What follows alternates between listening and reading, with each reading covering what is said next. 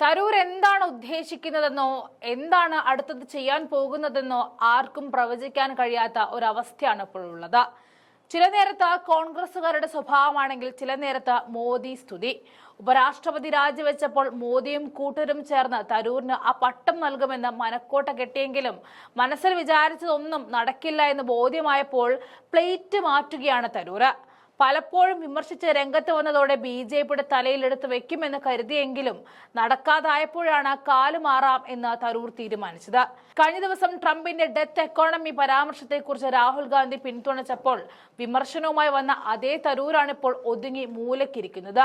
അമേരിക്കയിലെങ്കിലും ഇന്ത്യക്ക് മറ്റു ഓപ്ഷനുകളുണ്ട് എന്നായിരുന്നു തരൂർ പ്രതികരിച്ചത്. നമ്മൾ യൂറോപ്യൻ യൂണിയനുമായി ചർച്ചയിലാണെന്നും ബ്രിട്ടനുമായി ഒരു കരാർ ഉണ്ടാക്കി കഴിഞ്ഞുവെന്നും മറ്റു രാജ്യങ്ങളുമായി ചർച്ചയിലാണെന്നും അമേരിക്കയ്ക്ക് പുറത്തും നമുക്ക് മാർക്കറ്റ് വ്യാപിക്കാൻ സാധിക്കും എന്നായിരുന്നു തരൂർ പറഞ്ഞത്. അമേരിക്കയുടെ സമ്മർദ്ദത്തിന് ഇന്ത്യ വഴങ്ങേണ്ട കാര്യമില്ല എന്നും തരൂർ രാഹുലിന്റെ പ്രസ്താവന തള്ളിക്കൊണ്ട് പറഞ്ഞിരുന്നു. എന്നാൽ അതേ വിഷയത്തിലുള്ള തരൂരിന്റെ മറ്റൊരു പ്രതികരണമാണ് ഇപ്പോൾ ശ്രദ്ധേയമാകുന്നത്. പ്രതികരിക്കാൻ വിസമ്മതിച്ചുകൊണ്ടാണ് തരൂർ പ്രത്യക്ഷപ്പെട്ടത്. അടിയന്തരാവസ്ഥയും ഇന്ദിരാഗാന്ധിയും വരെ വിമർശിച്ച തരൂർ പൂച്ച പതുങ്ങുന്നത് പോലെയാണ് പതുങ്ങിയത്. രാഹുൽ ഗാന്ധി അത്തരത്തിൽ അഭിപ്രായ പ്രകടനം നടത്തിയതിൽ അദ്ദേഹത്തിന്റെ കാരണങ്ങൾ ഉണ്ടാകും എന്നാണ് തരൂർ പറഞ്ഞു ഒഴിഞ്ഞത്. തരൂരിന്റെ വാക്കുകൾ ഇങ്ങനെയായിരുന്നു: എന്റെ പാർട്ടി നേതാവ് പറഞ്ഞതിനെ കുറിച്ച് അഭിപ്രായം പറയാൻ ഞാൻ ആഗ്രഹിക്കുന്നില്ല. അങ്ങനെ പറയാൻ അദ്ദേഹത്തിൻ്റെതായ കാരണങ്ങളുണ്ട്. തന്ത്രപരവും സാമ്പത്തികപരവുമായ പങ്കാളിത്തം എന്ന നിലയിൽ US-ഉമായുള്ള നമ്മുടെ ബന്ധം പ്രധാനമാണ് എന്നതാണ് എന്റെ ആശങ്ക.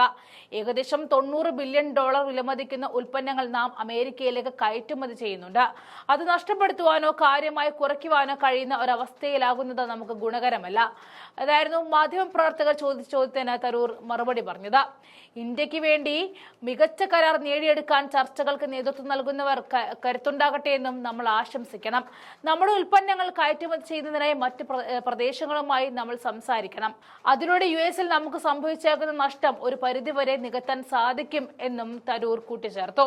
പ്രധാനമന്ത്രിക്കും ധനമന്ത്രിക്കും ഒഴികെ ലോകം മുഴുവൻ ഇന്ത്യൻ സമ്പദ് വ്യവസ്ഥ നിർജ്ജീവമാണെന്ന് അറിയാമെന്നാണ് ട്രംപിന്റെ പ്രസ്താവന വന്നത്. ആ പ്രസ്താവനയെ പിന്തുണച്ചാണ് രാഹുൽ ഗാന്ധി എത്തിയത്.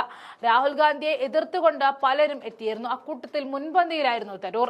ആ മുൻപന്തിയിൽ നിന്നുമാണ് ഇപ്പോൾ തരൂർ പിന്നിലേക്ക് പോയിരിക്കുന്നത്.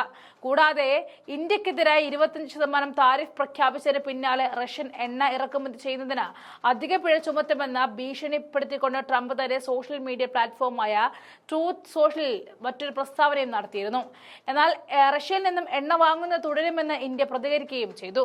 എന്തായാലും BJPയിൽ തരൂർ ലക്ഷ്യം വെച്ചതൊന്നും കിട്ടില്ല എന്നും ഇനിയും കളിച്ചാൽ കോൺഗ്രസുകാർ പാഠം പഠിപ്പിക്കുമെന്ന് ബോധ്യമായപ്പോൾ തരൂർ പതിയെ നിലപാടുകളിൽ നിന്നും അയവ് വരുത്തുന്നതാണ് ഇപ്പോൾ കാണാൻ കഴിയുന്നത്.